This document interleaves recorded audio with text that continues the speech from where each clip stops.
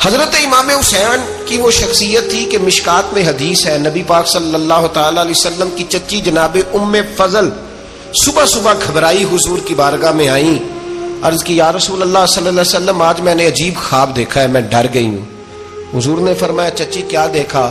عرض کی حضور میں نے دیکھا ہے کہ آپ کے وجود کا گوشت کا ایک ٹکڑا کٹ کے میری جھولی میں آ گیا ہے۔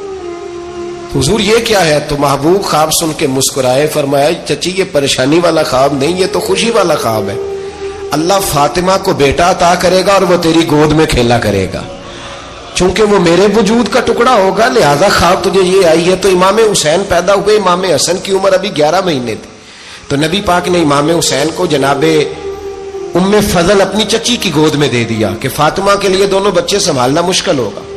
وہ خواب اس طرح پوری ہوئی۔ امام حسین سے حضور نے بڑا پیار کیا، بڑی محبت فرمائی نبی پاک سے۔ کچھ حدیثیں میں نے جمعے میں عرض کی تھی، حضرت ابو ہریرہ رضی اللہ تعالیٰ عنہ کہتے ہیں یہ واحد بچہ تھا حضور کے گھرانے کا کہ میں نے دیکھا کہ نبی پاک صلی اللہ علیہ وسلم بیٹھے تھے تو یہ حضور سے کہہ رہے ہیں، نبی پاک سے کہ نانا جی اٹھ کے کھڑے ہو۔ کہتے ہیں حضور کھڑے ہو گئے تو کہنے لگے میں نے آپ کے برابر جانا ہے۔ بچے جو مرضی ضد کر لیتے ہیں نا، قد چھوٹا تھا، عمر 7.5 سال تھی، کہنے لگے نانا میں نے برابر جانا ہے۔ تو نبی پاک صلی اللہ علیہ وسلم نے ہاتھ پکڑ لیے، فرمایا چل پھر ہو جا برابر۔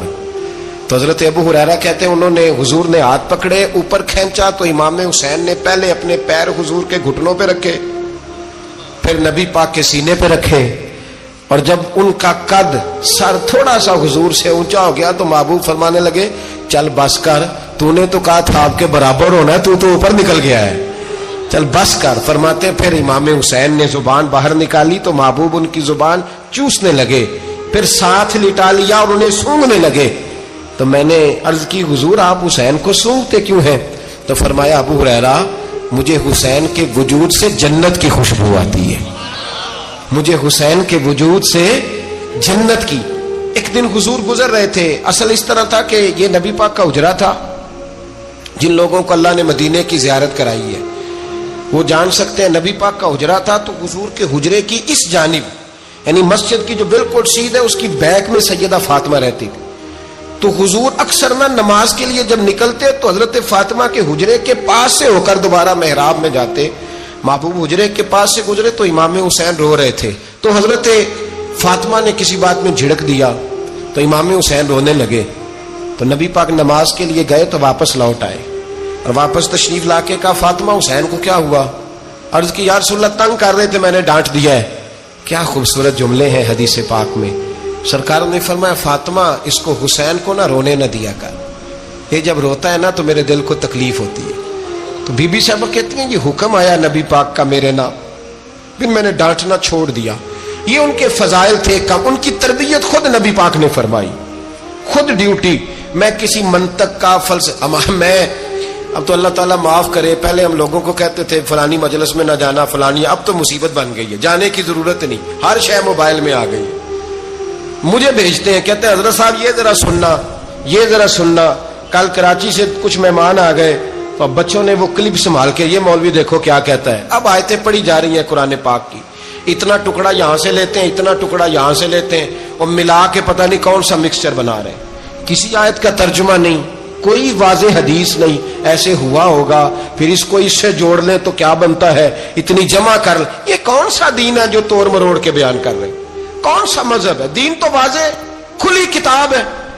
اب ہمارا یہ شوق ہے، ہم ہر تماشا دیکھنا چاہتے ہیں، ہم اپنے لوگوں کی قدر نہیں کرتے اور بڑی بڑی دور جا کے ہم غلط معاملات میں جاتے ہیں، پھر ذہن ہمارے شکوک کا شکار ہوتے ہیں۔ ہمیں سمجھنا چاہیے کوئی ایسی کسی دلیل کی ضرورت نہیں ہے، جب ان کے واضح چیزیں ان کی کتابیں میں موجود ہے، حدیث میں موجود ہے، قرآن مجید میں ان کے فضائل کھل کے موجود ہے، تو دور جانے کی کیا ضرورت؟ حضور ان کی ٹریننگ کراتے تھے۔ پہلی بات تو یہ ہے کہ نبی پاک نے دعا مانگی تھی، یا اللہ میرے گھر والوں کو زیادہ روزی نہ دینا، انہیں ایک وقت روٹی دینا، ایک وقت کی بھوک دینا۔ یہ جو 10 دن کربلا میں انہیں ٹینشن نہیں نہ ہوئی، انہیں عادت تھی فاقہ کرنے کی، انہیں 3 دن وصلی روزے رکھنے کی عادت تھی، پہلی بات۔ دوسرا یہ کہ جہاد کی تربیت حضور خود کراتے تھے۔ حضرت فاطمہ زہرا کہتی میں پردے کے پیچھے دیکھ رہی تھی، نبی پاک نے امام حسن اور حسین سے فرمایا چلو میرے سامنے کشتی لڑو۔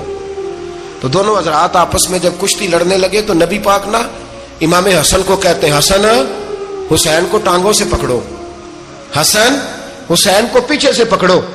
جب نبی پاک بار بار امام حسن کو بتا رہے تھے تو سیدہ پیچھے سے بول پڑی، کہنے لگی یا رسول اللہ آپ چھوٹے کو بتائے، آپ بڑے کو بتا رہے ہیں، بڑا تو پہلے 11 مہینے بڑا ہے، تو آپ چھوٹے کو بتائے بڑے کو بتا رہے۔ تو فرمایا فاطمہ تو چپ کرنا، جو میں دیکھ رہا ہوں تو نہیں نہ دیکھ رہی، ایک کو میں بتا رہا ہوں، دوسرے کو جبریل امین بتا رہے ہیں۔ تو یہ حضور نے اپنے سامنے ان کی تربیت